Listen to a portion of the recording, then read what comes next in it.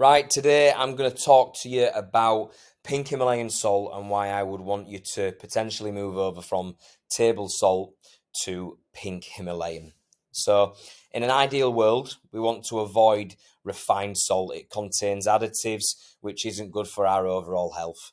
Pink Himalayan salt, on the other hand, is the one that we should be focusing on to add to our meals and drinks because it can improve your strength across the board.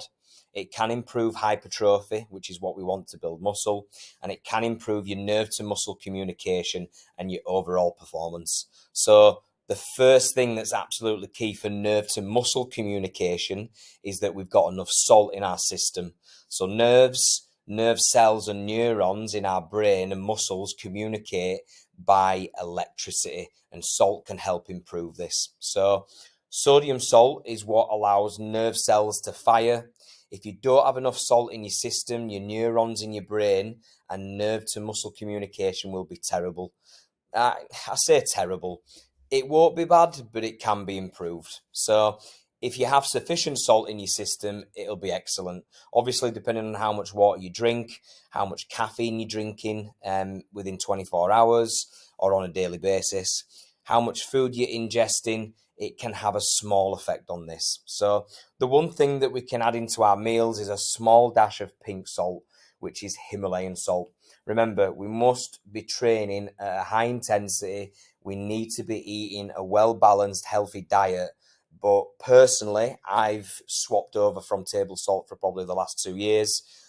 Pink Himalayan salt is just something that adds that 1% towards the bigger picture. So what we're all here for is the benefits. Let me just move that. So yeah, it is rich in mineral content, which I'll explain about in the next slide. It's a natural alternative to table salt, aids in hydration and electrolyte balance, which is absolutely key for functioning of your organs, and even performing in the gym as well. It can soothe sore muscles. It improves muscle contraction and helps deliver the macros you're consuming to fuel yourself up better when it comes to working out in the gym. So the you know minerals that it's rich in, so it is full of potassium, calcium, magnesium, and iron. Oops. So obviously I'm going to go into detail about the actual benefits from the minerals that it contains. Otherwise, it'd be a waste of a slide. So potassium is needed for hydration and electrolyte balance, nerve transmission, and glucose metabolism. So hydration and electrolyte balance is vital for performing athletes like ourselves.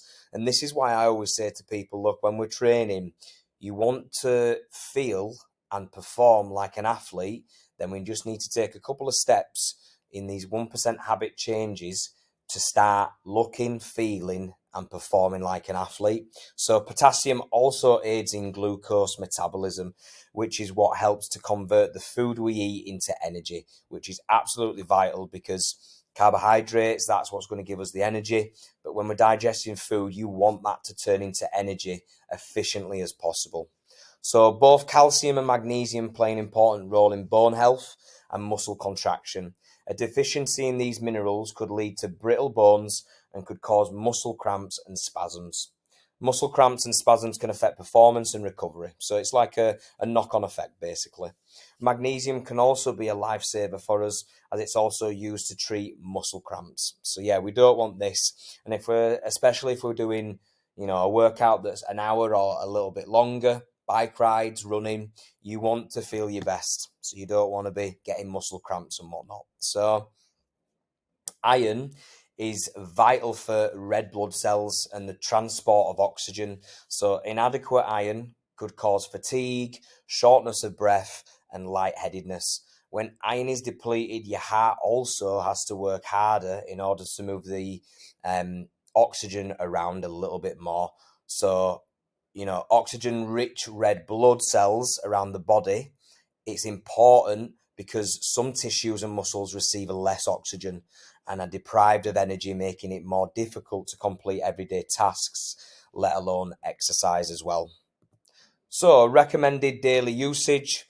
The recommended daily intake of pink Himalayan salt is 2 to 4 grams a day, and roughly we should aim to have 1 gram or just under in every single meal. So you can have that, you can have in or around 1 gram. So what you could do is just get a small little bowl, and I mean tiny bowl, and you can grind 4 gram into that bowl, and throughout the day you can just pour that onto your meals, and then you're done for the day. Then you don't have to worry about adding it on. Or 4 grams, it is a fair bit when you're shaking it out of the little tub. So you can do it on every single meal or put it into a tub. It's entirely up to you. There's no right or wrong way of doing it. So we can also add a small amount to your drinks throughout the day and in the gym. So with electrolytes that you might be putting into your 1 litre bottle of water that you go to the gym. But I have started doing this myself, and I feel good for it as well. So that's my take. But the bottom line, pink Himalayan salt is great, and it's a natural alternative to table salt. Not only does Himalayan salt contain additional minerals, it's also free from additives, which is, processed food nowadays, and the salt. I'm not saying it's absolutely extremely bad for you, but it has got additives in there as well. So the benefits can help improve your athletic performance by aiding in hydration, maintaining electrolyte balance, and helping muscles contract. It is important to note that regular table salt is a major source of iodine for the general public, but pink Himalayan salt does not contain any iodine. Therefore, getting iodine from other foods, so I don't eat seaweed, but you can get it from seaweed, dairy products, and fish. So it's important to prevent an iodine deficiency. So switching out your regular table salt to pink Himalayan salt may seem like a trivial change. However, small changes to everyday practices can have a huge impact on your health and athletic performance over time. So pink Himalayan salt is a great and natural alternative to regular table salt, and can potentially help you reach your athletic goals that little bit quicker. So I hope you've enjoyed this little slide. Any questions on this topic, you just message me and we'll go from there.